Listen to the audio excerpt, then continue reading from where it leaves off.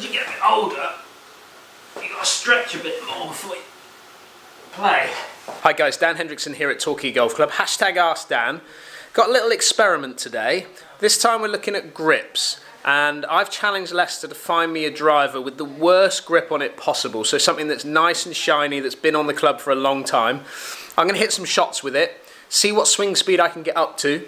Then we're going to make that grip a little bit wet and damp. And again, I'm going to hit some shots, see what that sort of swing speed I can get it to and what control I can get over the club. Then I'm going to ask Lester to replace the grip. So we're going to put a new grip on that club, and then I'm going to go through that process again, hit some shots with a dry grip, hit some shots with a wet grip, and then just see what the numbers bring out. Let's find Lester and get that club from him, shall we?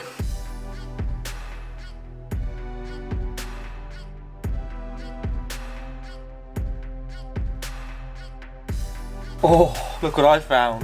What's that? Oh, I think it's one of Mark's drivers. And he does need a new grip. We've got a TaylorMade R11S. Yeah.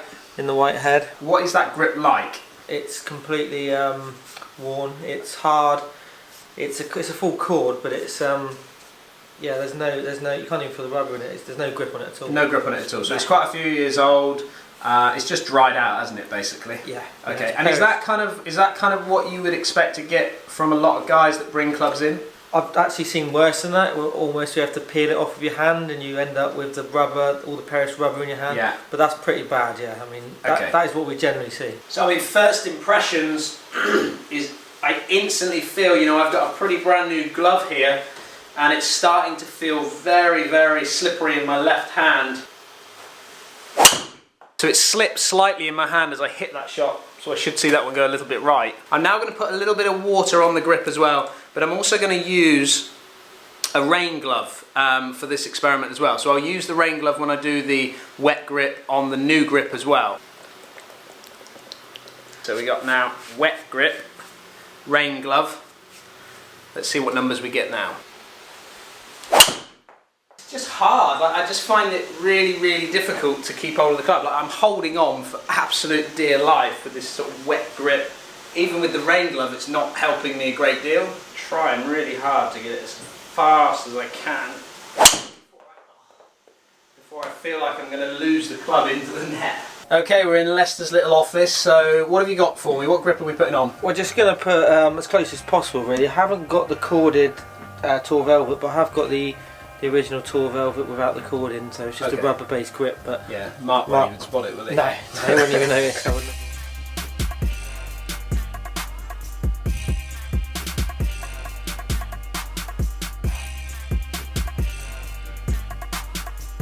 So you happy? Happy. Okay, perfect.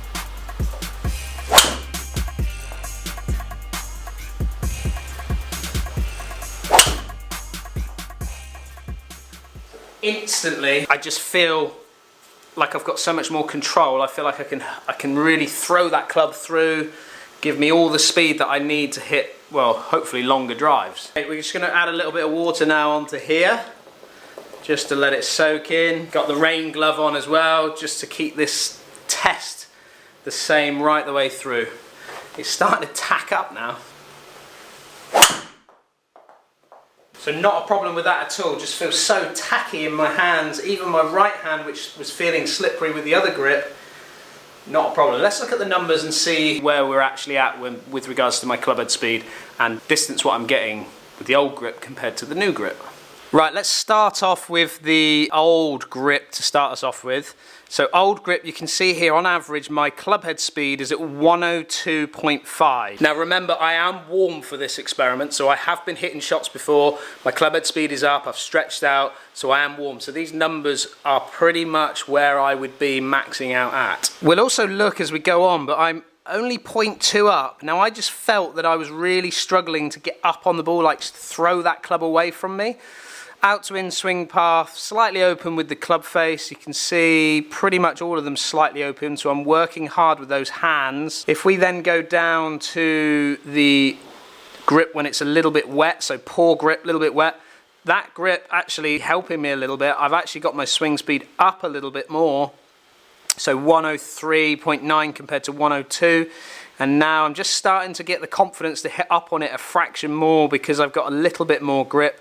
Still a little bit out to in, but not as severe, so not on top of it quite as much. If we look at the new grip now, look at now, 109 swing speed, so I'm now back to where I should be, and I'm hitting up on it by 2.4, so I've got all the confidence, and again, look, swinging into out by 1.2, so these are more my normal numbers that we're seeing there. And then with the wet grip, you can see there 108.1, so just a slight drop off, maybe a 1 mile an hour average drop off. Still got the confidence to hit up on it, still swinging it into out. Let's look at the ball data. So let's look at the paw grip. Let's just go straight over to carry distance. So 244 carry. My swing speed just dropping off by, what's that, 7 mile an hour has really lost yardage for me there. The grip with the little bit of wet grip on it, again, just went up 1 mile an hour in swing speed, and my total distance is picked up by an average of 3 yards, so 247, so pretty poor for me to be swinging it obviously at that speed and getting such poor results. If we go now to the grip where it's the new grip, look at that, we've gone from 244 now up to 264 with the normal grip, so that's a pickup of 20 yards of carry distance by just changing the grip, giving me that more confidence to hit up on it and swing away at a decent swing speed for me.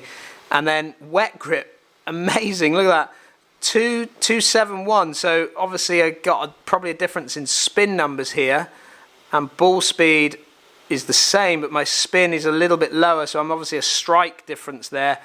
But you can see both of these clubs, when I've got the new grip on it, instantly we're starting to hit some decent numbers. If I just take out that one paw one that I hit there, which was 248, if I disable that, we're roughly within 3 yards of each other. So pretty good from when I move into that new grip. So I think the message is pretty simple here, isn't it? Get those grips checked. I would like to think that if you're playing once or twice a week, you know, you should be looking at getting your grips checked once a year, definitely. Leicester does obviously a lot of grip changes here at Torquay, and I know when I speak to members after they've had their grips changed, it makes a big difference for them noticeably on the golf course. You can see their 20 yards difference, and obviously giving me more confidence to be able to swing that club the way I want to start swinging it. Let me know, have you had your grips changed recently? What's your favourite grip out there? Have you noticed a difference? Have you been and tested the grips? I'm sure there's more experiments we can do on this. I hope this message is pretty clear for you all. Thank you very much for watching. Don't forget to keep sending in your questions, #AskDan, and I look forward to catching up with you all again soon.